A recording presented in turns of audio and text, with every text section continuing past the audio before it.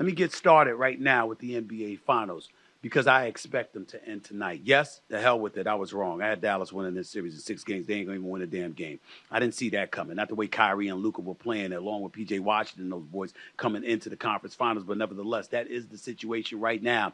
The Boston Celtics have a commanding 3-0 lead in this series heading into tonight's Game 4. Jaylen Brown, Jason Tatum have been steady leaders for the Celtics, while Kyrie Irving struggled out of the gate for the first 2 games, although he exploded for 35 in Game 3.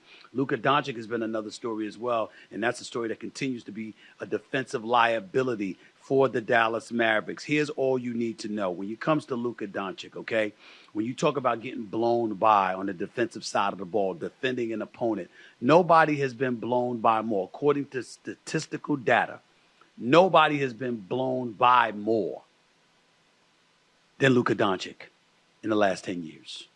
That's how bad it is. That's how bad his defense has been. To the point where the Boston Celtics felt comfortable peeling Sam Hauser off the bench and throwing him in the lineup, and he just drained three three-pointers. 2 of them, over Luka Doncic, who was nowhere in the vicinity, had fell asleep before trying to lunge out at the last minute, but was nowhere to be found.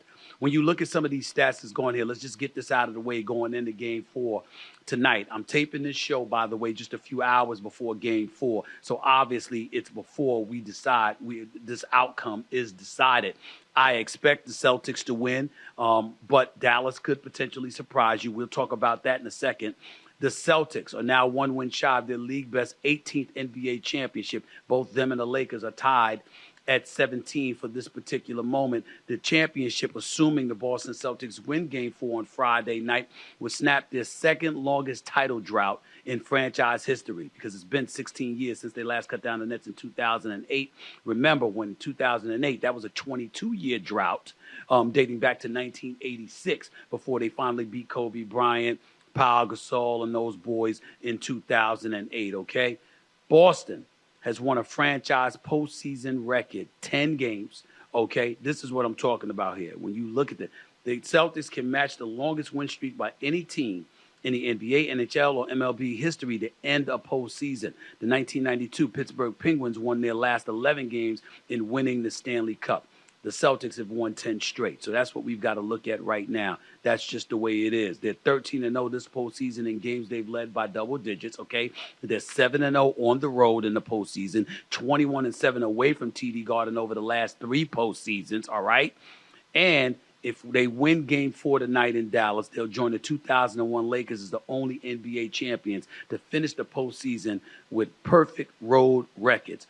Both teams would have gone 8-0. This is the number that really jumps out at me. It's not a 3-0 lead in the best-of-7 series. That's 156-0 all time, including 14-0 in the finals, okay? It's not that. Here's the stat that jumped out at me. The Celtics have averaged 66 more passes and 11 more assists per game than the Mavericks in these NBA Finals. 66 more passes and 11 more assists per game. You know what that means, right?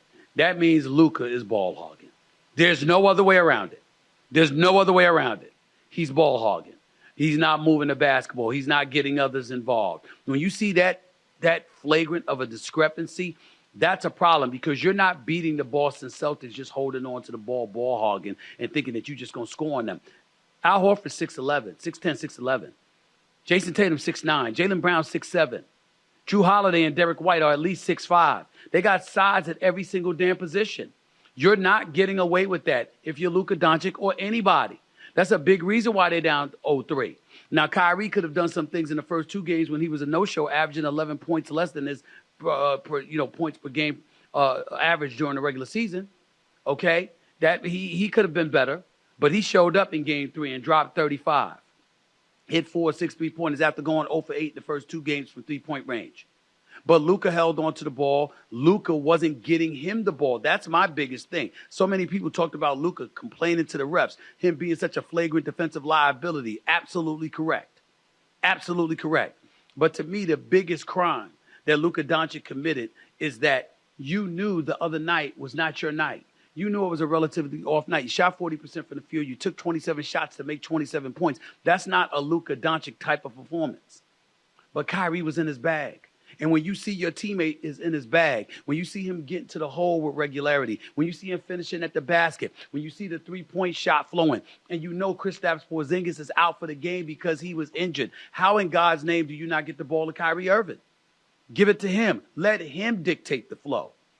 Not only was Luka not on his game in terms of his efficiency, he was slowing everything down. And going into game 4 on Friday night, the belief is that Luka's going to make up for it offensively.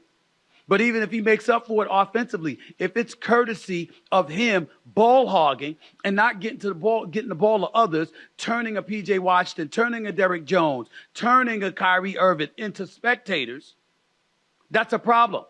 And then we got to get into Jason Kidd and how Jason Kidd and the coaching staff evidently have not gotten in the head of Luka Doncic efficiently enough to get him to stop bitching, whining, and moaning to the referees to the point where you sitting on the floor and putting your defense in a hole where they're playing 4-on-5 basketball defensively because you ain't back on defense. And even when you get back on defense, you just standing around complaining and you ain't defending nobody. And God bless Jason Kidd. I'm sitting there like me and so many others play Tim Hardaway Jr. Play Tim Hardaway Jr. Tim Hardaway played 19 minutes, didn't score a point. Ladies and gentlemen, he was so ineffective, so inefficient, he didn't even commit a foul. The only place he had numbers other than 0 was in rebounds with 3. Outside of that, he did absolutely positively nothing. This is Tim Hardaway Jr., who can get streaky, who's capable of dropping 25 or 30 in a nanosecond because of his shooting prowess. It is completely evaporated. He's nowhere to be found. An absolute no-show. I would have paid that kid Hardy. Exum, somebody. I would have thrown all of them in there. Tim Hardaway doesn't have anything left, it appears. At least for this series, which is sad to watch because I root for the brother.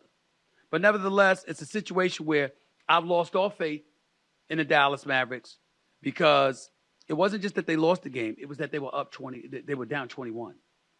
Without Kristaps Porzingis on the court, they were down 21 points.